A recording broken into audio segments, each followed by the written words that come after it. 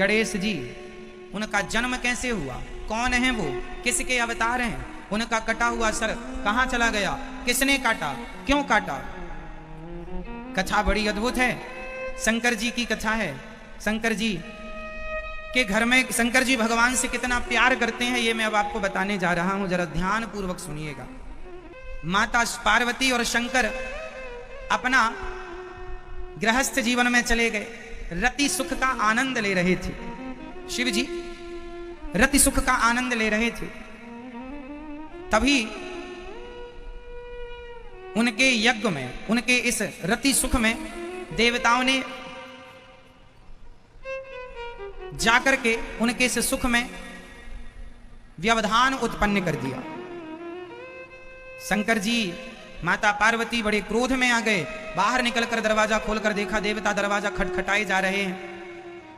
बड़ा क्रोध आया माता पार्वती को। माता पार्वती ने श्राप दे दिया देवताओं को, जाओ तुम देवताओं के कारण मैं गर्भवती ना हो पाई।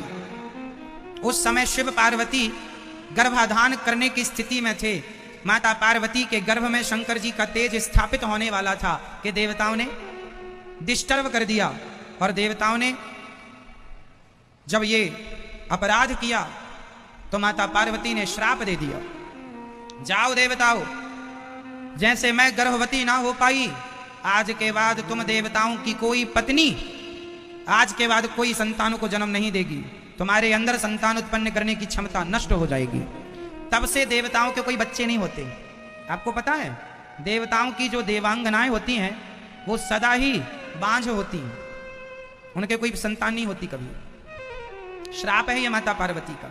जो पहले तक हो चुके थे, जैसे देवताओं इंद्र का बेटा जयंत पहले हो चुका था, जिनके जितने हो चुके उतना ही, उसके बाद फिर देवताओं की कोई संतान नहीं। इसलिए देवता 33 करोड़ के 33 करोड़ ही है, ना कम होते हैं ना ज्यादा होते हैं, संतान ही नहीं होती, उनकी माता पार्वती का श्राप हो गया। इसलिए देवताओं की पत्नियां कभी बच्चों को जन्म नहीं देती। इतना समझ में आ गया। अब शंकर जी बाहर आए। शंकर जी ने कहा तुमने क्यों हमारा सुख बिगाड़ा, बताओ। देवताओं ने कहा महाराज क्षमा करिए, तारकासुर बहुत सता रहा है। तारकासुर नाम का उस समय का असुर था, बहुत सता रहा था। शंकर जी ने कहा चिंता ना करो। अब माता पार्वती ने शंकर जी से हाथ जोड़ के कहा हे भोलेनाथ, अब आप ही बताइए कि मैं आपकी पत्नी हूं, अब मैं मां कैसे बनूंगी, कब बनूंगी, मुझे बताइए। तब शंकर जी ने कहा 1 साल तक तुम कठिन एक यज्ञ करो, एक व्रत करो, उस व्रत को करने के बाद तुम पुनः मां बन पाओगी। वो नियम शंकर जी ने बताया। माता पार्वती ने खूब धूमधाम से यज्ञ किया, उस व्रत को किया, उस व्रत में खूब दान पुण्य किया। माता जो जो मांगता वो देते हैं।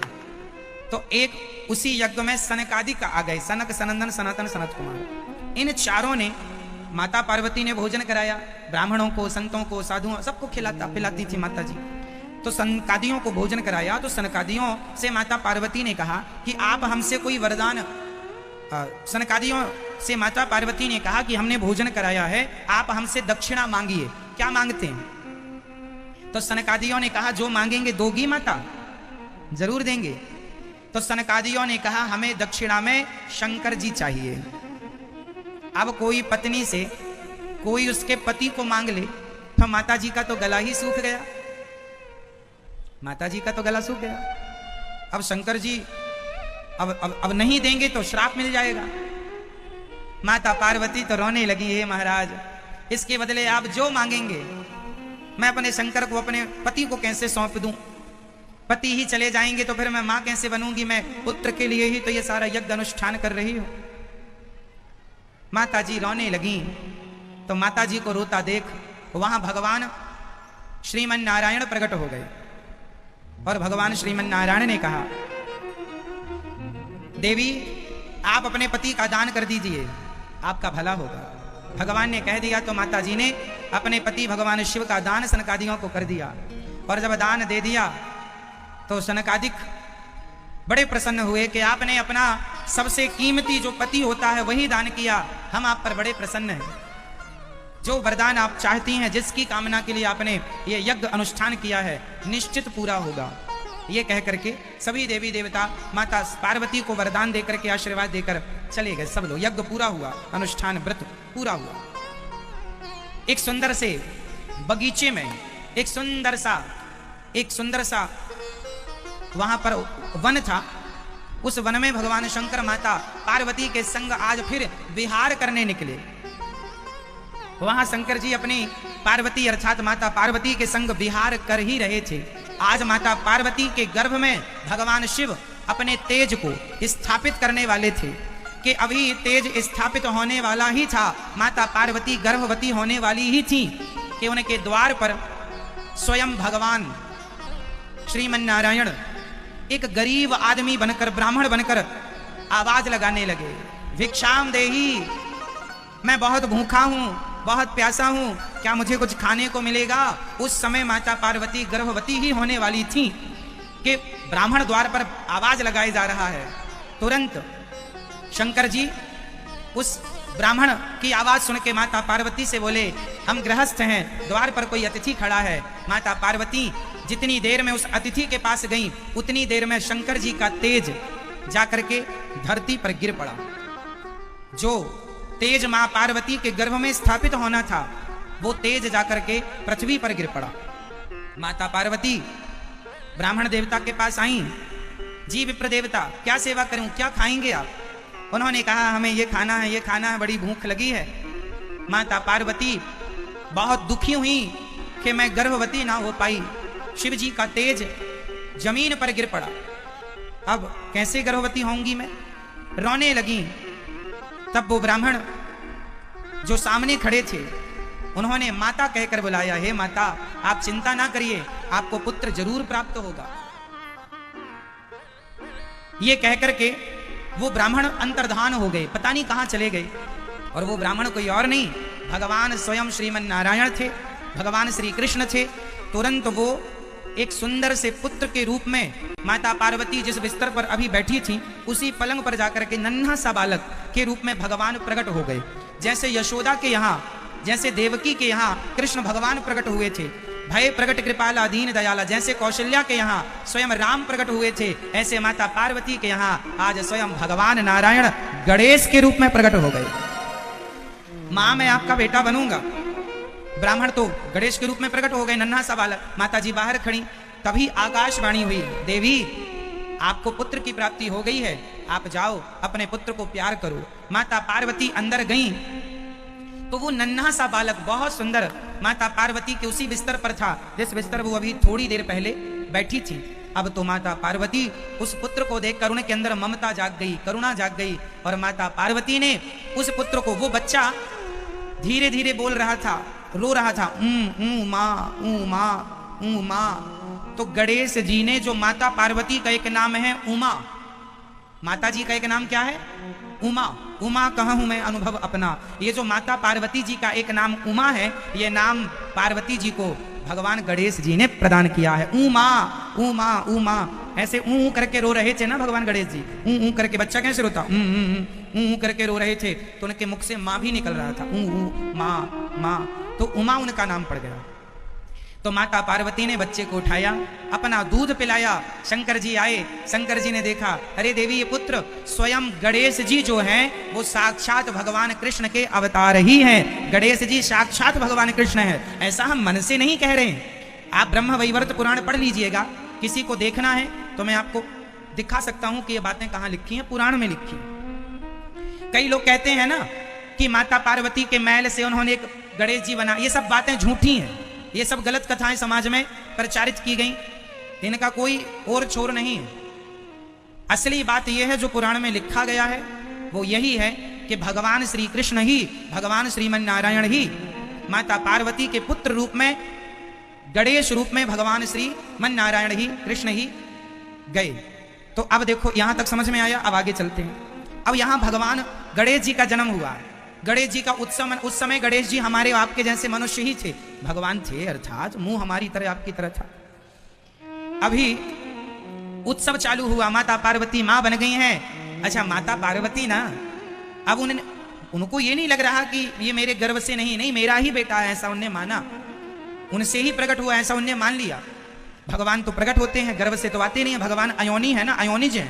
भगवान का जन्म गर्भ से नहीं होता, भगवान तो सदा प्रकट होते हैं। भय प्रकट कृपाला। हम और आप ना माँ की योनि से पैदा होते हैं, भगवान योनि से पैदा नहीं होते।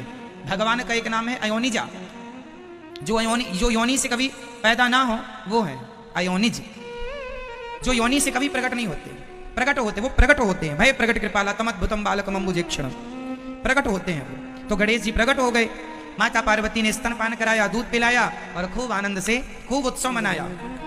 अब पार्वती जी के बेटा हुआ है, सब देखने आए दूर दूर से। तो सब देखने आए, उनमें शनि भी आए थे। अब आगे की कथा समझिएगा। कौन आया? शनि। तो शनि मुंह लटका के खड़े थे ऐसे। माता पार्वती ने कहा कि सबने मेरे छोरा को आशीर्वाद दिया, सबने खूब दुआएं दी।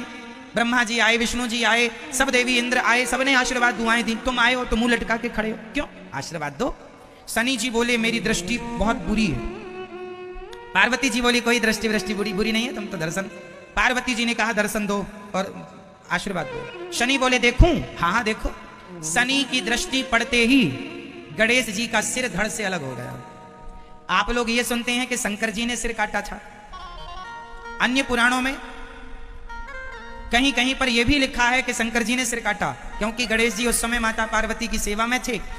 माता जी ने कहा था कोई अंदर ना आए, तो शंकर जी आए तो शंकर जी को भी रोका। ये भी कथा हम लोग सुनते हैं। तो सुनो, ये कथा भी सत्य है कि शंकर जी ने सिर काटा, और ये कथा भी सत्य है कि शनि की दृष्टि पड़ते ही सिर खंडित हुआ। अब ये दोनों कथाएं सत्य कैसे हो सकती हैं? तो मैं आपको समझाऊं। गणेश जी का जन्म कोई एक बार नहीं हुआ, हर कल्प में गणेश जी का जन्म होता है। हर कल्प में। जैसे प्रधानमंत्री 5 साल के होते हैं, हाँ या ना? प्रधानमंत्री किसी का नाम नहीं है, प्रधानमंत्री एक पद होता है 5 साल के। उसी प्रकार गणेश जी एक पद है। उस पद पर आज आप बैठे हैं तो आज आप गणेश जी बनेंगे। पार्वती जी पिछली बार सती थी, फिर उनका जन्म पार्वती के रूप में हुआ। इसके पहले भी माता पार्वती के कई जन्म हो चुके हैं। तो जो पिछले गणेश थे, पिछले जन्म की पार्वती के बेटे थे, उनका सिर तो शंकर जी ने काटा था। भाई अनेक कल्पों की कथाएं हैं ना। जैसे राम जी ने रावण को मारा, तो किस रावण को मारा? एक रावण प्रताप भानु नाम का रावण था, रामचरितमानस में लिखा है सब। एक रावण बना प्रताप भानु, एक रावण बना जय और विजय, एक रावण बना तुलसी के पति वृंदा जालंधर। तो जालंधर रावण हुआ, प्रताप भानु रावण हुआ, जय विजय रावण हुए। कितने रावण हो गए? 3। तो इन 3 रावणों को मारने के लिए राम जी आए। तो एक बार त्रेता युग आया तो एक रावण को मारा, दूसरी बार त्रेता। जैसे पिछली संडे आई तो आपने ये काम किया था, इस संडे को ये काम किया। तो जो चारों युग हैं, सतयुग, त्रेता, द्वापर, कलयुग, ये चारों युग हमेशा चलते हैं। कलयुग पूरा होने के बाद फिर सतयुग आएगा, तो सतयुग आएगा तो फिर नरसिंह भगवान का जन्म होगा। नरसिंह भगवान तो एक बार हो चुके हैं, अब अगला सतयुग आएगा, फिर नरसिंह भगवान आएंगे प्रहलाद के लिए। उस समय प्रहलाद कोई और होगा, बस प्रहलाद जैसा पात्र बदल जाएगा, हिरण्यकश्यपु कोई और बनेगा। पात्र बदलते जाते हैं पर लीलाएं वही रहती हैं। समझ रहे हैं आप लोग? तो राम जी ने एक रावण को, ये रामचरितमानस में लिखी है 3 रावणों की कथा, आप पढ़ सकते हैं, बालकांड में ही लिखा है सब। तो त्रेता जब जब आएगा तब तब राम आएंगे। तो एक बार राम जी आए इस रावण को मारने, एक बार के राम जी ने, तो एक बार के राम जी में ये वाली लीला हो गई, एक बार में वो वाली लीला हो गई। ऐसी लीलाओं में तो एक बार गणेश जी का सिर शंकर जी ने काटा, एक बार शनि की दृष्टि पड़ते ही गणेश जी का सिर खंडित हो गया। ऐसा ब्रह्म वैवर्त पुराण में जो लिखा है वो मैं आपको कहता हूं। शिव महापुराण की कथा ये है कि शंकर जी ने सिर काटा। ब्रह्म वैवर्त पुराण की कथा ये है कि यहाँ शनि की दृष्टि पड़ती कटा। अब कहेंगे पुराण में अलग अलग क्यों लिखा है? भाई एक कल्प की कथा उसमें लिखी, एक कल्प की कथा इसमें लिखी।